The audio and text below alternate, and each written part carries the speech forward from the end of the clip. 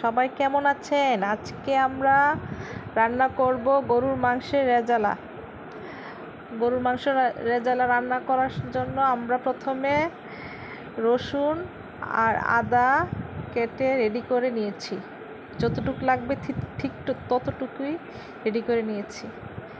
এখন এগুলো আমরা ব্লেন্ডার করে নিব। ব্লেন্ডার করে তারপর দিয়ে দিব। আমি পুরনো মশলা দিয়ে মাংস রান্না করি না।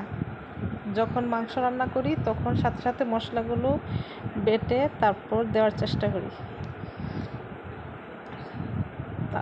এখন আমরা মাংসতে শুকনো মশলাগুলো দিয়ে দিচ্ছি। হলুদ গুঁড়ো দিয়ে দিয়েছি, তারপর মরিচের গুঁড়ো আর ধনিয়া গুঁড়ো দিয়ে লবণ দিয়ে মাখিয়ে নিব। আর বাটা মশলাটুকু পেঁয়াজটা যখন লাল করব তখন দিয়ে একটু ভেজে তারপর মাংসগুলো দিয়ে দিব। তখন জিরা গুঁড়োটাও দিয়ে দিব। এখন এইখানে যা আছে সেই মশলাগুলো দিয়ে মাখিয়ে নিচ্ছি। ধনিয়া গুঁড়ো দিয়ে দিয়েছি, মাখিয়ে নিচ্ছি।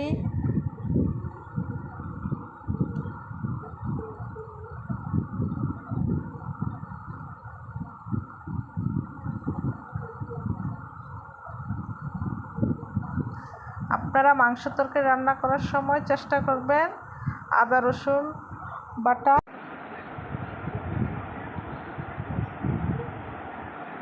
আপনারা গরুর মাংস মুরগির মাংস যেই মাংসই রান্না করেন সাথে সাথে আদা রসুন বাটা সাথে সাথে ব্লেন্ডার করে রান্না করবেন, তাহলে ঘ্রাণটা ভালো হয়, টেস্টও ভালো আসে, স্মেলটাও ভালো আসে।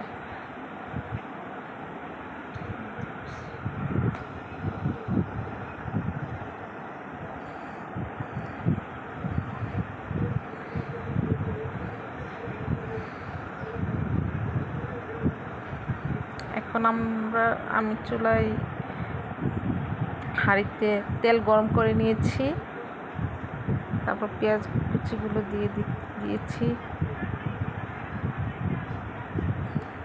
পেঁয়াজগুলো একটু ব্রাউন কালার হলে আমি আমার মাংসগুলো দিয়ে দিই। ব্রাউন কালার হওয়ার পর আগে আদা রসুন বাটাটা দিয়ে নেড়ে তারপর মাংসগুলো দিয়ে দিব।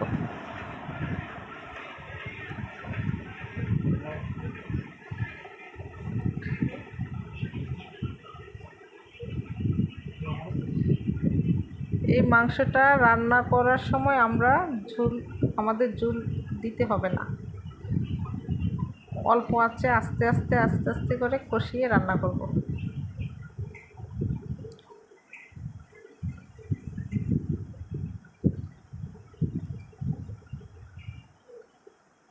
আমার মাংস এখানে প্রায় 3 কেজি 3.5 কেজি হবে। এখানে আমি 2 চামচ করে সবগুলো মশলা দিয়ে দিয়েছি।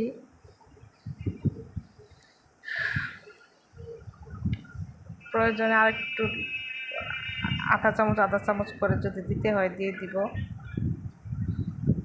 এই পর্যায়ে আমার পেঁয়াজ লাল হয়ে গিয়েছে। এখন আমি বাটা মশলাগুলো দিয়েছি, দিয়ে এখন একটু ভেজে নিচ্ছি। ভেজে নেওয়ার পর আমি মাখিয়ে রেখেছিলাম মাংসগুলো, সেগুলো দিয়ে দিব।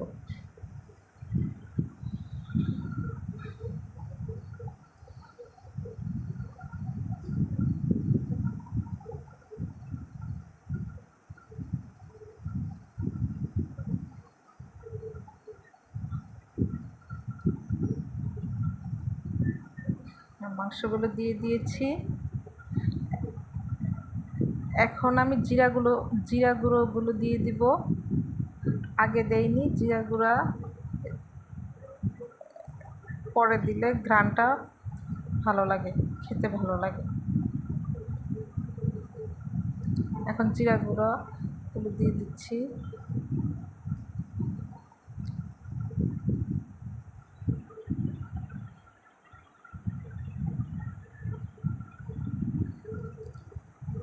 পেঁয়াজগুলো দিয়ে দিয়েছি, পেঁয়াজ কুচি দিয়ে দিয়ে ব্লেন্ডারে আমি পেঁয়াজ ব্লেন্ডার করি না, ব্লেন্ডার করলে খেতে ভালো লাগে না, তরকারিটা কীরকম যেন হয়ে যায়, সেজন্য আমি পেঁয়াজটা এভাবে মিহি করে কুচি করে দিয়ে দিই।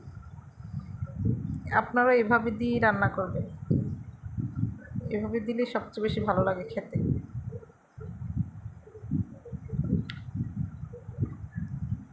এখন আস্তে আস্তে আমি অল্প আছে প্রথমে হাই হিট দিব, তারপর যখন মাংসটা বলক চলে আসবে তখন চুলাটা কমিয়ে আস্তে আস্তে আস্তে আস্তে করে আমি এটাকে কষিয়ে কষিয়ে রান্না করব।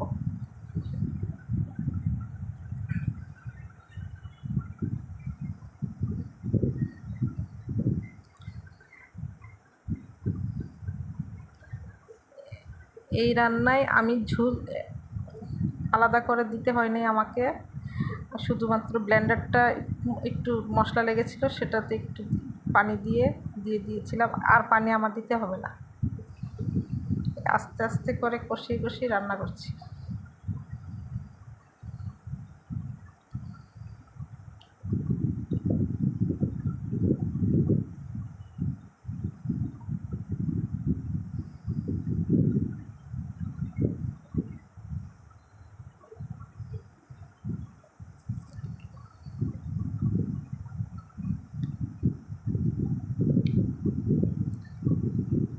আমার মাংসটা এখন বলক চলে এসেছে, সেজন্য এখন আমি চুলার আঁচটা কমিয়ে আস্তে আস্তে এটাকে কষাবো, কষাতে কষাতে তারপর সিদ্ধ হয়ে যাবে আমার মাংসটা। অনেক সময় নিয়ে কষাতে হবে, প্রায় 1 ঘন্টার মতো এটাকে আস্তে আস্তে করে সিদ্ধ করতে হবে, বারে বারে নাড়া দিতে হবে, তারপর তরকারিটা হয়ে যাবে।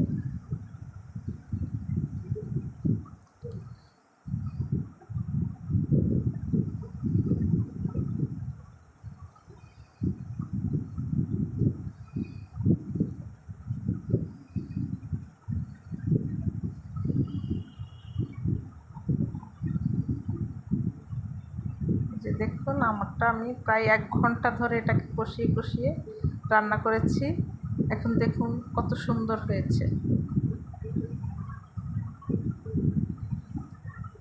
আস্তে আস্তে করে নেড়ে নেড়ে আমি এটাকে কষিয়ে কষিয়ে তারপর ঝোল দিতে হয়নি, আর যে প্রথম ঝোল দিয়েছিলাম অল্প করে, এইটুকুই, আর আমাকে ঝোল দেওয়া লাগেনি আমার।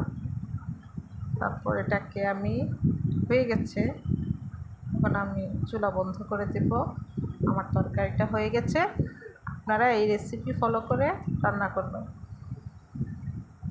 দারুণ মজার গরুর মাংসের রেজালা।